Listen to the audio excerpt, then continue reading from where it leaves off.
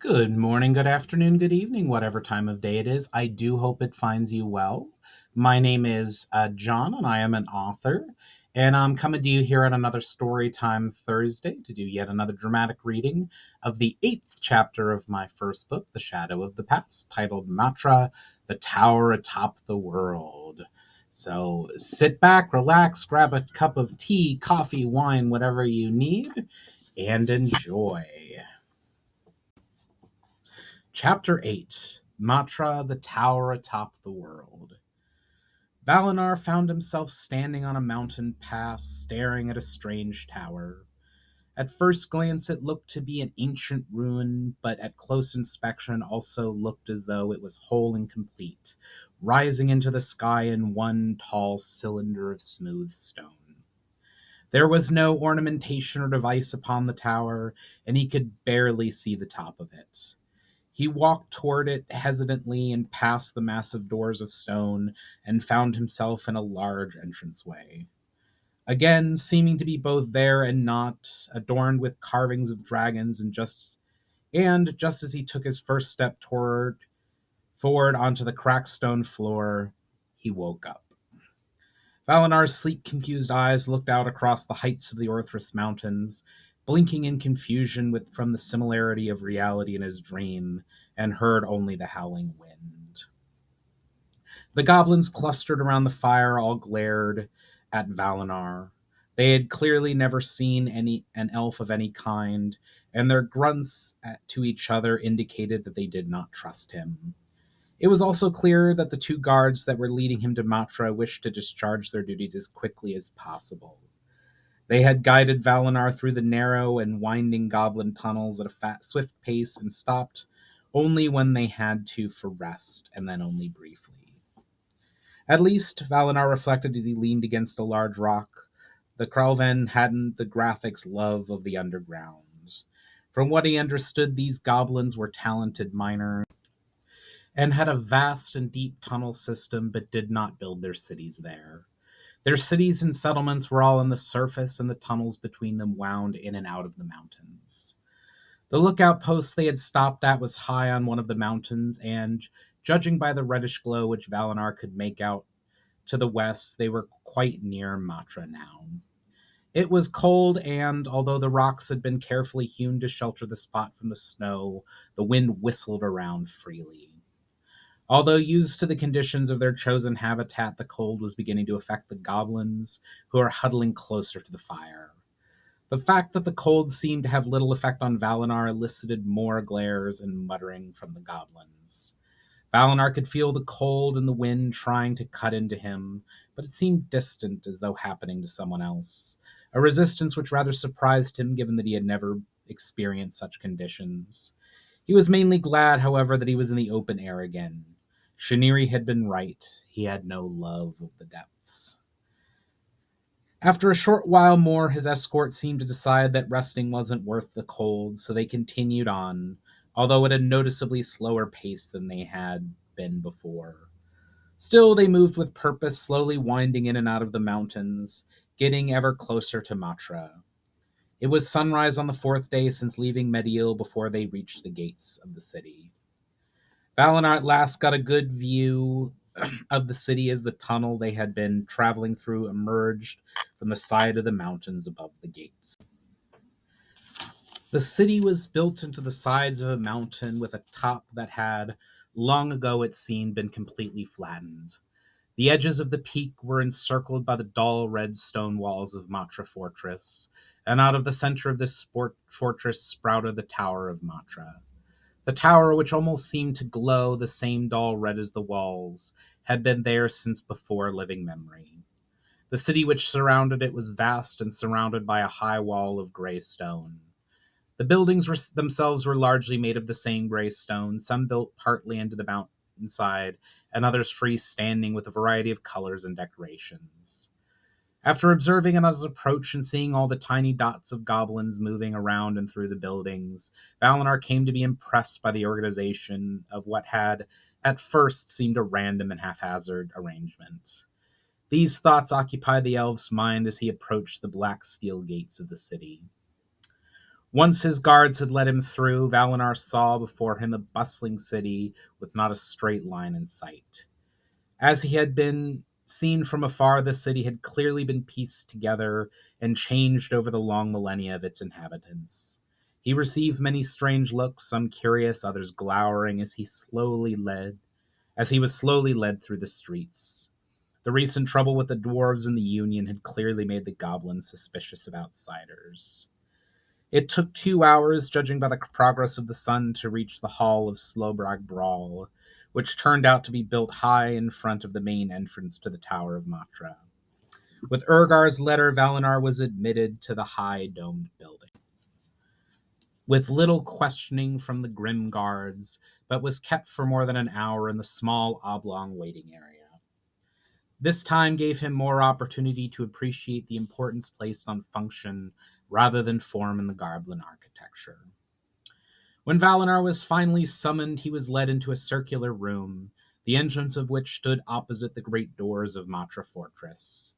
Directly before the doors sat a massive iron throne, upon which sat an extremely large goblin who wore a long red tunic, iron leggings, arm guards, thick leather boots, and bore a rather elegant-looking cutlass upon a silver belt.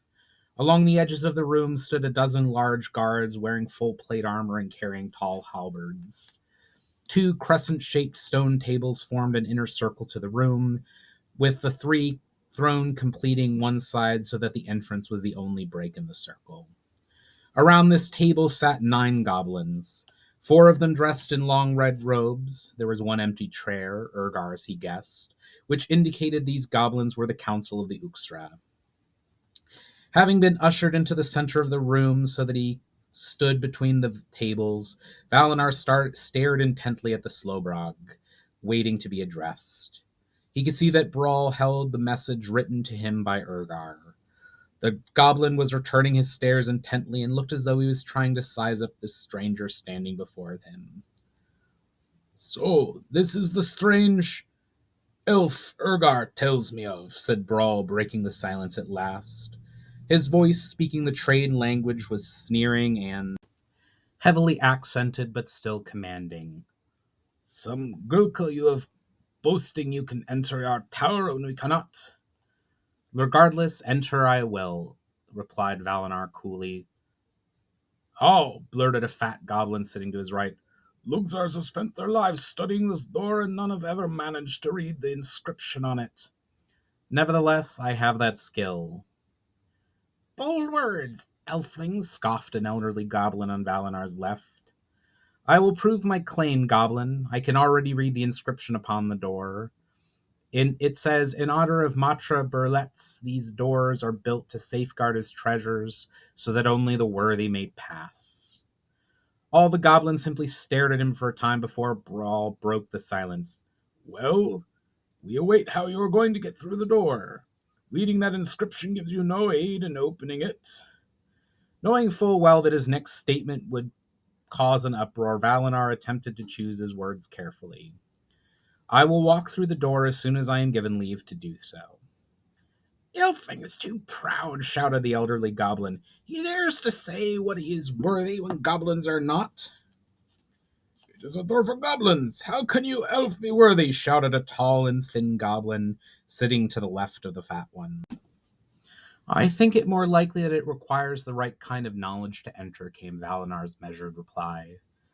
Several of the Uxra looked as though they were about to respond when their slow brag cleared his throat. All eyes turned towards him. Brol regarded him for another long moment before finally speaking, his left hand turning slow circles on his temple. "We have lived about this tower for years beyond count, elf. Many of our mages have spent their lives studying this tower, and they have not discovered this secret. What makes you think that you will be able to enter it?" "My people built it for the goblins of old. The secret has been revealed to me." "Urgar said that you claim to be one of the great builders," replied Brol, holding up the letter in his hand. "Harold's scrolls hint that the builders were elves, but even if you are of that race, what makes you so sure you know the secret of the tower?" "As I said," Val'inar replied, "the secret has been revealed to me."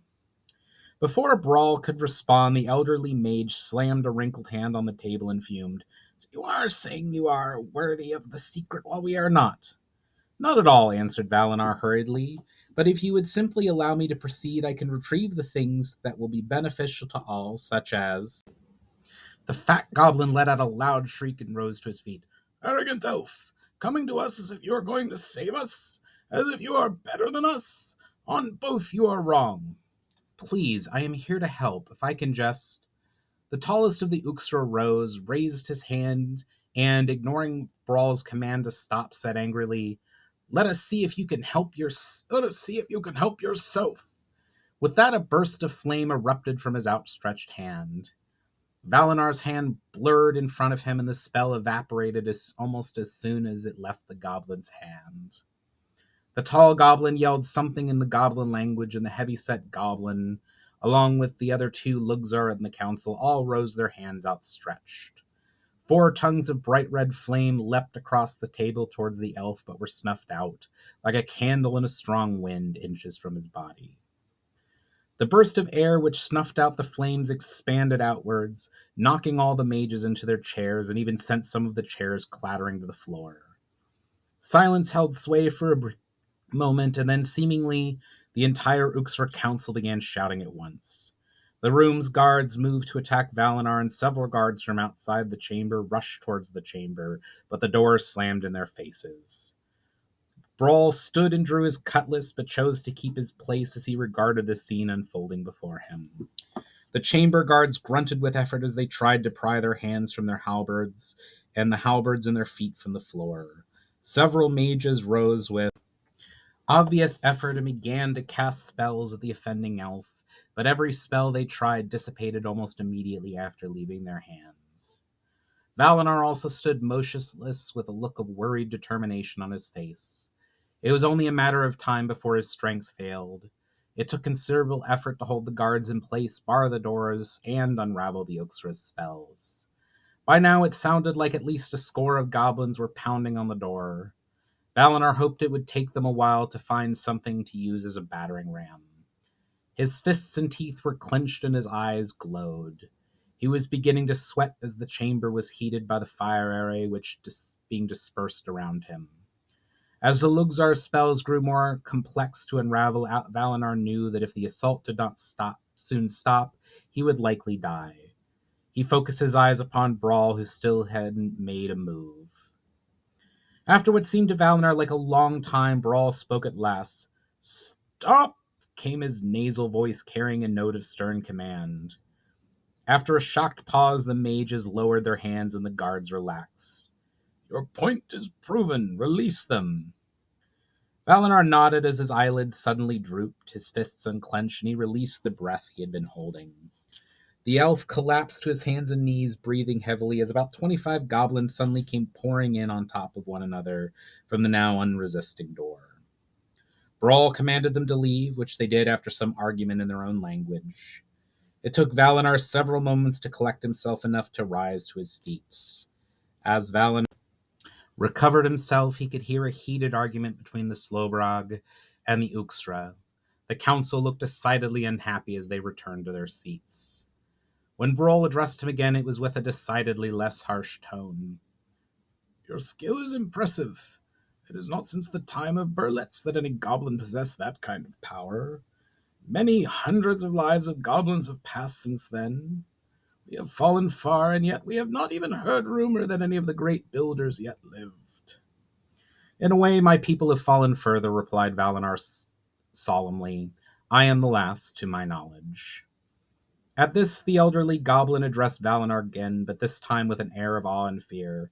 "Our oldest chronicles say that the realm of the elves we call the Great Builders led to the north and east, but disappeared when our own people began to fade.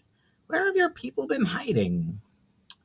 "A small group at least wandered the Terror for some years, settling for a time in Astraeel, before being driven out by the Dark Elves as their city fell. As for the rest, I do not know." The thin goblin mage grunted. "That lends some sense to our accounts of the Dark Elf Wars.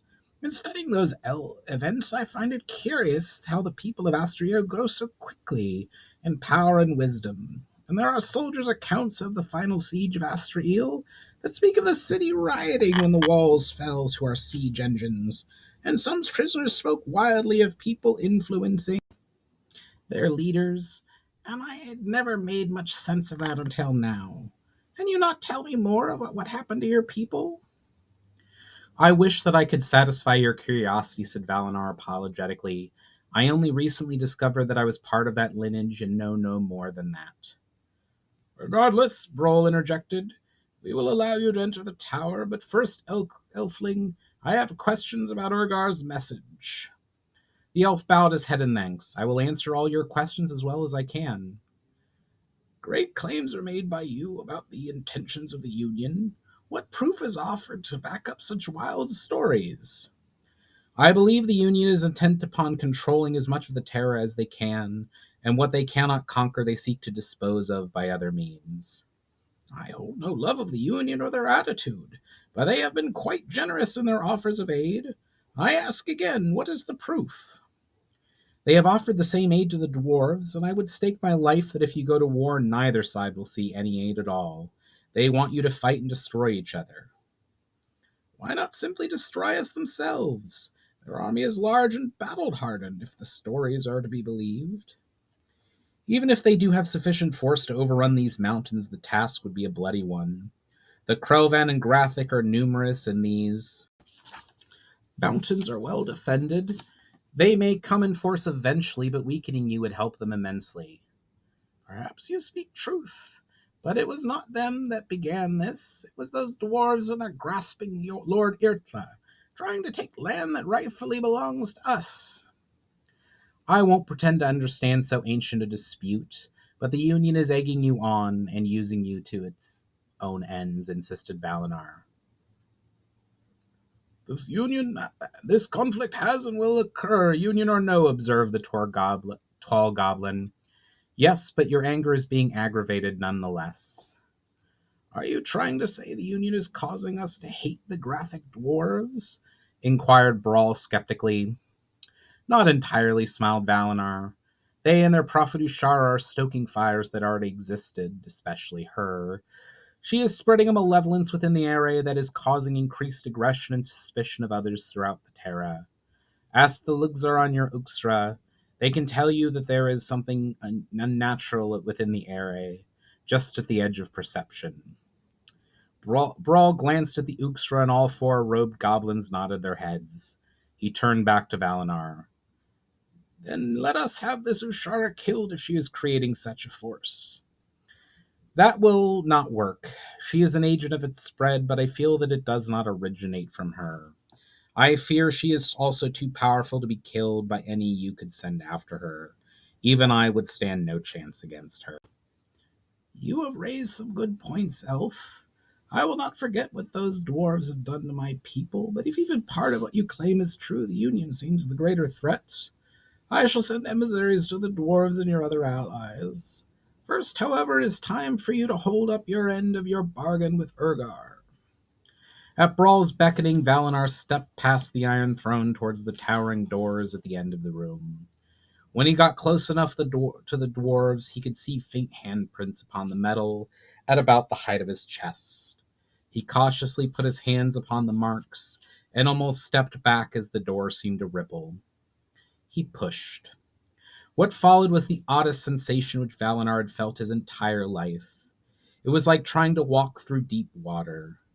It felt as though the metal was crushing the air from his lungs, and that every bone in his body would soon be broken. The feeling stopped as fast as it had begun. Val'inar turned to find himself on the other side of the door in a small stone chamber, unadorned save for a tattered red banner with the shadow of a device long since faded away. Val'inar proceeded through the small antechamber and found himself in a vast hall of red stone with numerous crumbling statues lining the walls. It was all but impossible to tell what these statues had once been, except that the shape and stature said them to be goblins. The only thing in the room that seemed to be wholly intact was a tall iron throne upon a dais at the far end of the room. Come to the top. At the same time as he felt those words, the large stone door behind the throne creaked open to reveal a stone stairway. Val'inar went to the stairs and began to climb. As he climbed, Val'inar passed many rooms and halls that were in the same decaying condition as the Great Hall. They were filled with clothes and arms and tools of numerous kinds.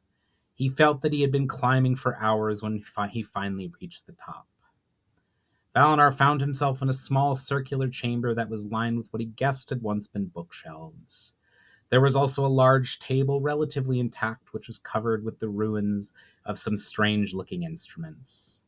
At the center of the room was a large stone pit of black stone in which a fire burned, which was surprising given the absence of anything to burn.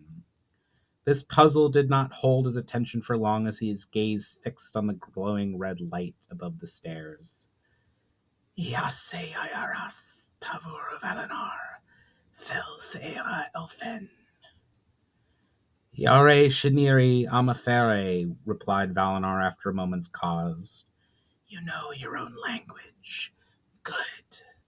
I seem to be able to understand languages, for there have been 2 occasions where I have easily read something in another's language. Is that an ability of my people? Arrogant, though not wholly wrong. Your people did have a gift for language, but that ability was not inborn and did not extend to written language. Then how was I able to read those 2 inscriptions? You were able to read those because both were written in your people's language.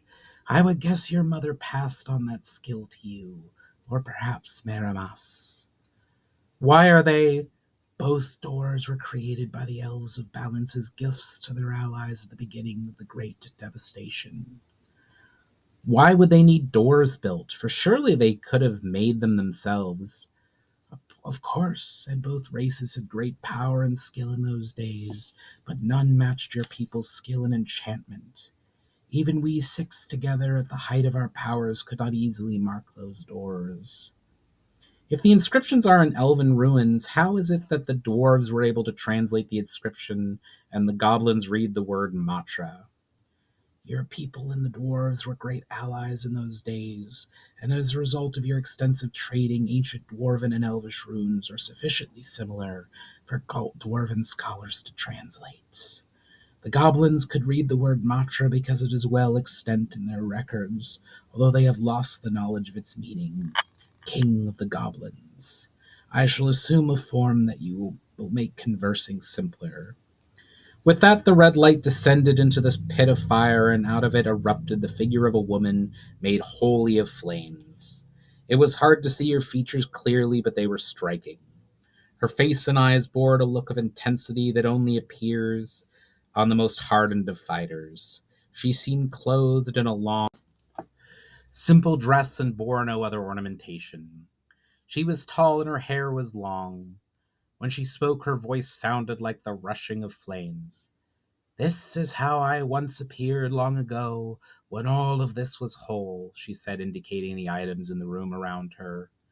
If this tower has been empty as long as the goblins say it has, how has this all not crumbled to dust? An enchantment was placed upon this tower to preserve all that was within it. If that is so, how is it that these things have decayed at all? Even the strongest enchantment cannot arrest the unending flow of time. All things decay in the end. Then how is the tower still standing? Shaniri smiled and chuckled at this. I had forgotten the thirst for knowledge which the Aere of Fire possessed. The enchantments on the tower itself were far more complex than those on what is inside. Additionally, this tower is made from Tadaran stone, which is all but indestructible if Aere is channeled through it. Unless one was to remove the Aere from this tower, something beyond even my power to do, it would take the ending of this terror to destroy this tower. Wait, said Val'inar, at last remembering something that had been bothering him for several minutes. You mentioned a great devastation. At this, a grimace of pain crossed Shaniri's burning face. We come at last to that painful subject. I am sorry for any pain that asking would cause, but to what do you refer? I have heard whispers in the oldest legends, but know nothing more. Shaniri closed her eyes and spoke slowly. It is constantly in my thoughts. Telling you will be but a drop in the vast sea of pain that war caused. It was a war? Yes, a war that raged across Sirana for thousands of years. How can a war last thousands of years? When both sides are in perfect balance with each other, it can take a long time for one side to tip the scale. Who was this war between? We six, and with us the six great realms of this world, fought Kiral, a great but twisted sorcerer and his many followers. I assume you were the victors in this contest? Yes, in the end we six managed to bind Kiral and lock him and his evil away. Why not destroy him if he was so great an enemy? We couldn't. His power is equal to all six of us together, and like us, his spirit was so strongly connected to the Aere that it endured beyond the death of his body. But you still won. The war may have been devastating, but Sirana has remained much the same since those days. Surely that counts for something. Speak not of what you know nothing of. That victory cost far too much to be taken so lightly. The ebb and flow of the war devastated this terra time and again, and the final battle was devastating to all of us in ways beyond your imagining. What happened? It was King Torinar, often called the Glory Liar, the splendid light who came up with the plan. What was it? Prompted Val'inar after a long pause. We knew from the loss of our own bodies that we are rendered defenseless for a time, continued Shaniri with a renewed look of pain. So we sought to destroy Kiral's body. The battle devastated both sides, and in the end, Torinar challenged Kiral to single combats. Kiral accepted, and the two of them engaged in the fiercest melee I've ever seen. Torinar was wounded mortally, but in the end, he struck Kiral down. At this, Shaniri sighed and took a long, hissing breath before continuing. We wasted no time and began the spell to seal Kiral away from this terra while his spirit was defenseless. Unfortunately, he regained himself right as we were finishing the spell. He could not stop us, but as his prison shut, he cursed Torinar, Torinar's people, and everyone else who fought against him. So that is what caused my people to disappear? If that is the case, though, how do I exist? Not entirely. All the people of Sirana faded slowly after that, responded Shaniri. Your people disappeared entirely. All Seira Elfendu eventually. It is challenging to maintain such balance. I don't know how any of your people survived, even Justin you, for so long, but it hardly matters. You are here. Val'inar pondered this for a while before he remembered the reason for his journey. Forgive me, but while I am interested in what happened to my people, what bearing does this have in the matter of Uxra and the evil she spreads? The evil, I fear, has something to do with the rage and hatred within Kiral. We six have lost the power to check it, and I fear that if that goes on, it may somehow release him from his prison. How could it do that? Kiral cannot break the seal from inside, but this malevolence might provoke some kind of action that would unlock his prison. Or perhaps this Uxra is planning on releasing Kiral and her followers herself. I do not know. What does the Union have to do with this? Perhaps they are acting to ensure that Kiral has no existence when he finally returns to the Terra. Or at least that is what Uxra may intend. He had many followers imprisoned with him, but on their own it would not be enough to overcome the whole Terra, at least not without a devastating war. Where am I to fit into all this? Weak as you are, you may just be perfectly placed to undo some of this damage. You can knight people against the Union and oppose Uxra. This would have been useful to know before now, Val'inar said sternly. Why did Merrimas not tell me any of this? Merrimas likely hoped that Uxra was working toward her own purposes, replied Shaniri, her gaze drifting away. After a moment's pause, she added, almost with a smile, he was always a dreamer. So that is why he told me to focus on the Union? No, that should still be your main priority, along with tracking down the rest of us. But The truth is that it might well be too late to stop Ushara from releasing Kiral. The only hope that we have is to destroy this union and raise a force of our own to oppose Kiral and his followers. Why too late? Because the Union has been moving actively of late and Ushara is growing even more bolder. Once the Union has enough power to prevent any resistance, Ushara needs only to release Kiral to ensure their victory. But surely a war with the Union will bring about the same destruction and inability to resist as Ushara hopes to achieve, observed Val'inar. With any luck, you can remove much of the Union's support, but there will always be those who will not listen regardless of the reason. There will be much less bloodshed, but far less than if the Union moves first, or if the races and realms of Sirana remain divided. The key is to force both the Union and Karal to move on your terms. How will that help? Shaniri sighed. His plans and those of the Union are still several years away from completion by my estimation. If you present enough resistance, the Union will have to try and deal with you, and if you defeat them, Ushara and Kiral will have no choice but to act before they are assured of victory. But if Kiral is as powerful as you say, what help will that be? You are quite right. The hope is a flicker at best, but it is the only hope we have. By forcing Ushara and Kiral to attack before they are ready means they are fighting on our terms, not theirs, which is the best situation we can hope for. If she is one of Kiral's minions, how did Ushara escape from imprisonment? Ushara is allied with but does not serve Kiral. That is how she is able to operate here and channel his power beyond his confinement. If I can really be so great a threat to her plans, asked Val'inar, will she not seek me out to stop me?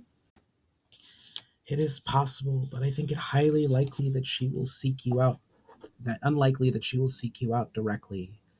Although be careful, if you run into her again, do not attack, for she is far greater than you.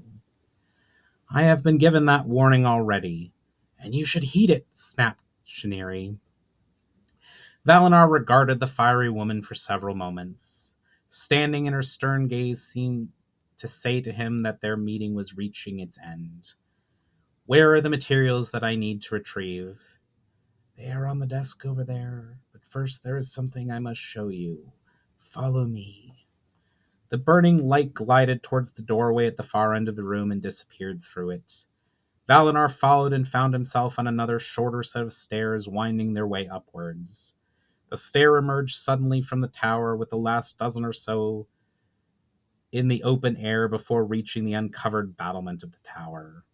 It was biting cold so high in the air, but Val'inar hardly noticed. He was engrossed in the glorious view. You can see very nearly all of Sirana from here, but there is something specific I want you to see, said Shaniri, as she broke his reverie, motioning him to come closer to the northern edge of the battlement. Val'inar walked slowly towards the flaming figure's side. What is it that you wish me to see? I suggest you travel first to see the Lady of Water, who resides upon Mariel, came Shaniri's reply as she pointed towards the north. It is that small island right there. It belongs to the Duchy of Romalda, a powerful sea-going nation and recent member of the Union. Their aid will be crucial, and unfortunately the Union's hold on them is tenuous at best. Thank you. There is one other thing, and that, she said, indicating a tall and almost perfectly round hill standing within a large wood to the east and north. It is Aere the ancient home of the Aere Elfen. Beneath it is Dargaras, the hall of the great king of the dwarves in olden times. There you will find the Lady of Light and the Lord of Darkness. It seems close, but I would recommend making that your last place of call. Why is that? Because it is deep within the territory of the Union, and though they dare not step foot there, they keep a close watch in case any should try to take possession again. I will keep that in mind, thank you. Without warning, Shaniri thrust her burning hands into his chest, and Val'inar doubled over in pain. It felt as though his whole body was cooking, and for a moment he began to panic. But even as he began to lose his composure, he realized that his sense of the Aere of Fire was getting stronger and the pain was going away.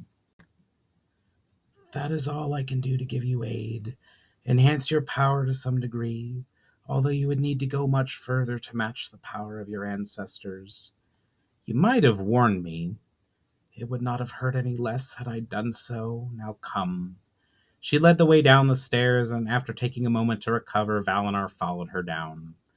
Upon reaching the chamber, he collected the mining surveys, the necessary plans, the stone of flame, and the axe of Murtzel.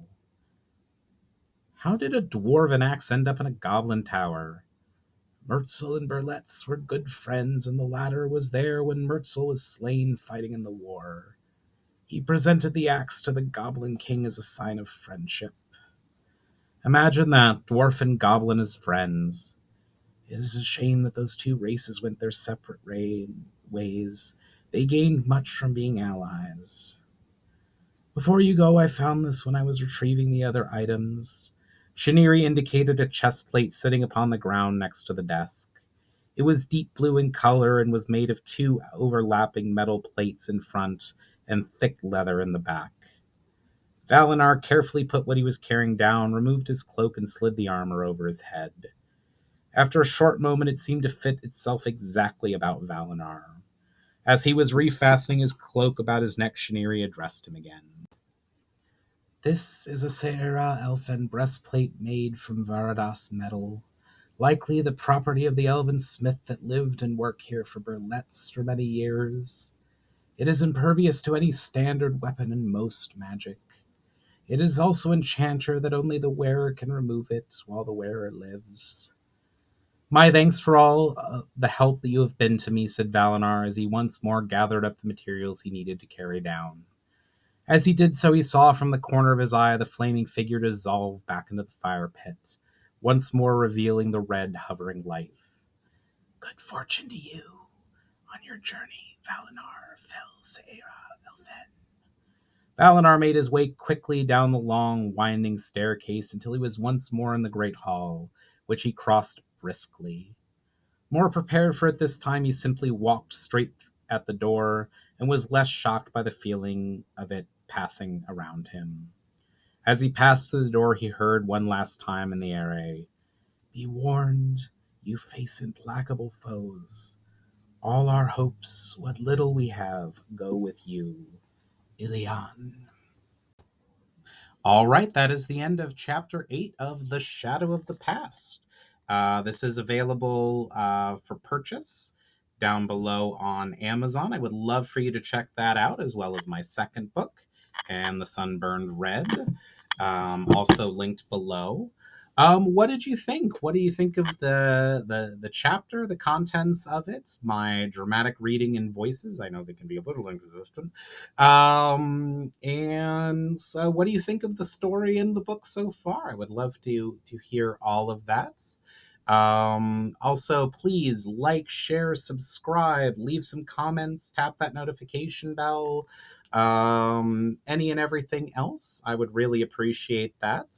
As well as follow my socials and my website. Those are linked below as well. Again, my name is John, and I want to thank you for joining me on another Storytime Thursday for another dramatic reading. I hope you all have a wonderful day. Get a chance to do or experience something creative, and I'll catch you on the next one.